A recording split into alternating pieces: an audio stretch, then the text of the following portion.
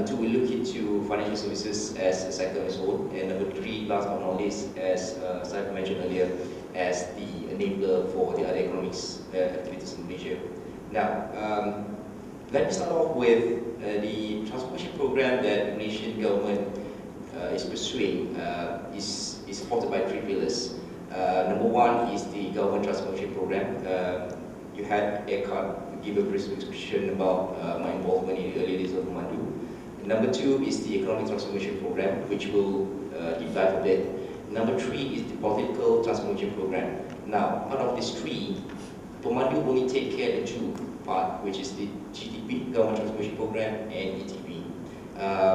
My CEO, Dato' Sri Jalla, actually passed the political transformation program. We are not involved in it at all. So, if you have questions with regards to the ISA being abolished or not, I don't have the answer for that. Sorry to say. The other question that maybe Eckart or my colleague will later ask, which I don't have an answer as well, is when will be the election? I don't have the answer as well. Okay, just make that very clear. Now, ETP. ETP has been a year. We celebrated our first anniversary a couple of weeks back, and the progress has been very good. We are still in the early days of the program. If you consider ETP as a sports event, it's a marathon, it's not a sprint. So we just passed our first milestone, first year. So far so good, everything is on track. We had our annual report published, it's available on our website, and it's not something that we make up and feel good story about ourselves. We had an international panel review sitting on it. We have Mr. Ravi from IMF, we have Mr. Stephen Hedgewick, and so on and so forth, to look into the progress of both GTP and ATP. So the details result is available on our website. You can download it, you can have a look at it. Okay. In quoting my CEO, Dato' Sri Jalla, with regards to the ETP progress, since he came from an airline industry before he came up to be the boss of PEMANDU, he equated the first performance as vertical takeoff in his airline term. So that's very so-called a steep climb from an aircraft. Okay. When we look into the progress of the Malaysian economy, and when we look into the GDP, the last GDP result that we had, you will actually realize that the Malaysian economy is very much driven by consumption, followed by a bit of investment, very little amount of trade in relative to consumption and investment. So that actually provide a room to grow for Malaysian business, to increase the trade with Asian, with EU, and so on and so forth. Now,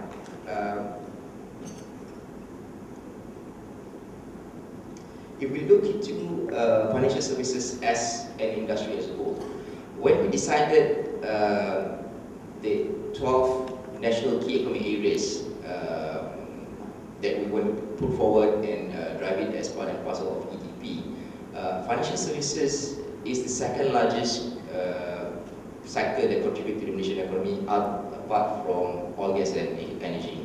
That's one fact.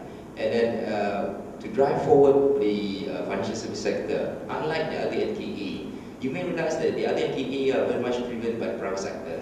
You have the like of dialogue in oil and gas, you have the like of mining, wholesale, and retail. But in financial services, we realize that we need to fix some of the framework to enable the private sector like CIMB or Stanchart or BNP Paribas to come in and execute and do the business. So most of our so-called owners of entry point projects in financial services are the regulators. We have Bursa Malaysia, we have Managara, we have Security Commission. Those are the three main players in financial services that we work closely at PEMANDU to make sure that things are progressing as what we intended to do and going forward. And bottom line is, at the end of the day, we wanted to increase the gross national income of the country. We want to increase investment. We want to create more jobs. That's the main focus of ETP. So when we look into FS, financial services, and when we sit down and lab for solid 2 months during World Cup, we then decided, look, these are the 10 areas of entry point project that we need to work on. And things will evolve from these 10 areas, and we look into areas from capital market all the way to Islamic finance. Now, on capital market, it's driven by Bandar Negara, obviously. The main intention was to add more liquidity, more velocity in the capital market. We look into bond markets, how do we actually make it available to the retail investors? Because all this while in Malaysia, bond markets are done over the counter by the institution. We look into the role of developmental financial institution. There are 6, which is governed by DAFIA. And what is their role going forward? Do we really need 6? Do we need more? Do we need less? That is an area that we look into. We then look into the payment ecosystem. This is where the Asian bit actually comes in. We do look into how do we actually link up with the other Asian countries in terms as simple as our ATM cards. ATM cards issued by Malaysian Bank to be used in Thailand, to be used in Singapore, and so on and so forth. Right? Those are the things. We have made progress. If you've been in Malaysia for a while, you will notice that previously, if an ATM card is issued by Standard Chartered, that card cannot be used at Maybank or CIMB. There's a distinction between local issued cards and foreign bank issued cards. They don't communicate. But today, we have managed that bit. It's all seamless. It can be used either way, it's fine. Now, that's one of the areas that we look into. There's a lot more. We do look into the insurance part of the financial sector. Malaysia have a very low insurance penetration. We do look into that. And Bandar Negara, as well as the association, have actually come up with what they call one micro Malaysian payment. It's very, very low entry insurance scheme for the masses. Then we look into private retirement scheme. This is new. This is new in the country. Never been done before. This is what we call a third pillar of the pension structure. Everybody in Malaysia, if you are employed, you know about EPF. That's the Provident Fund. But we are setting up another avenue for the Malaysian public to contribute to another pension scheme on their own. So as the Security Commission is driving this, they have shortlisted 6 players, and they will be rolled out very, very soon. We do look into asset and wealth management. We do look into Malaysian Bank going regional. You have the likes of CIMB, Maybank, RHB, AFIN, Public, looking into Asian and looking into having their foothold in an Asian country. And we do look into Islamic finance. What can be done for Islamic finance? Syed mentioned about sukuk, about liquidity, all those are very good. But what else? What's next? Okay, so that's very much a snapshot of what financial services as industry.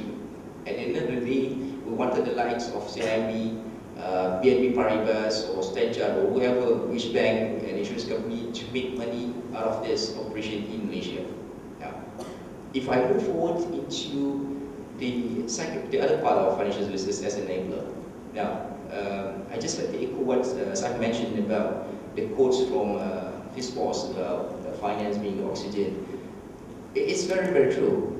We do realize that in PEMANDU and the government that finance sector is the bedrock of the economy.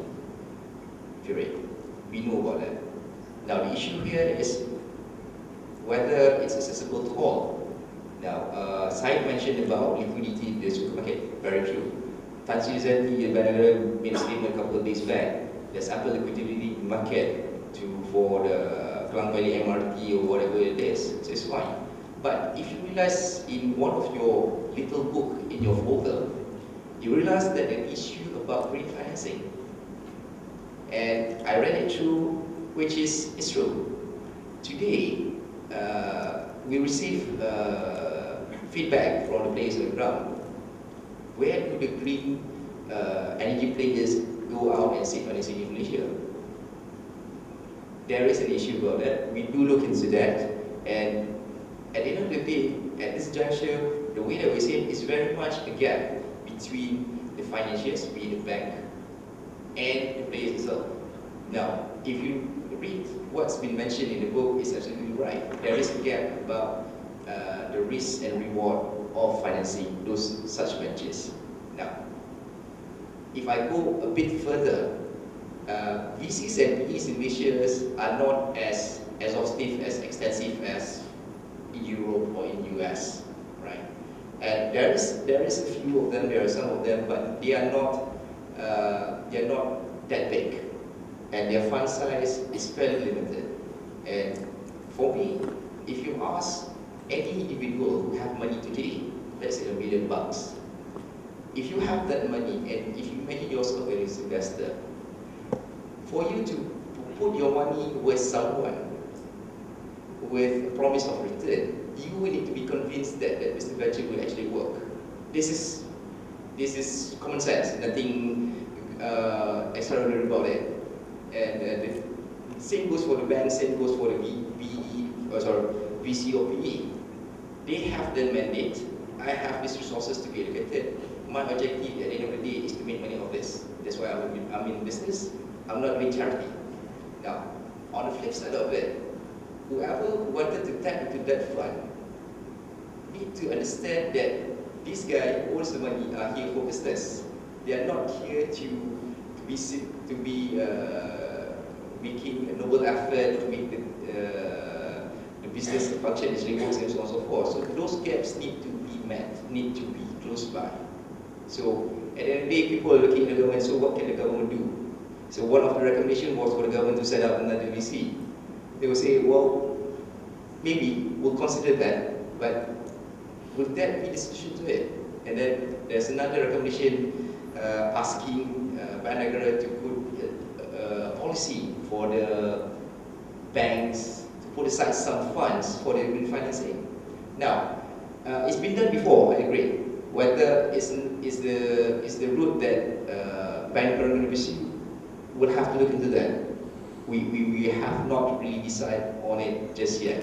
But at the end of the day, while the fact that financial sector is the bedrock of the economy, is the oxygen of the economy, while that lies true, but you have to bear in mind as well that it's not as simple as that. So people need to realize that you need to bridge that gap, one way or the other. Other than that, I think financial services are doing okay. Security Commission have published their so-called master plan, so there's a Bandagara. So everything is smoothly on track, and the only issue that we have is finding that gap. Ladies and gentlemen, thank you very much for your time. That's all I have for you today. Thanks. In the Middle East market, a lot of the projects, initially they tried to go into Islamic financing. And what happened is that when they do all the study, they found out that the cost of Islamic finance is a lot more higher than your vanilla conventional or the bond market, let's say. And a lot of the time they just pull out of Islamic finance completely. And I'm curious that how Malaysia actually get around that, because the bond, so-called bond market is very, it's quite higher in comparison with a lot of Middle Eastern country. So if the panel would like to share your opinion on that.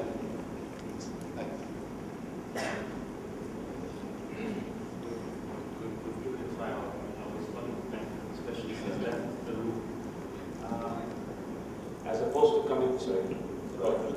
Yeah, okay, sorry, maybe now.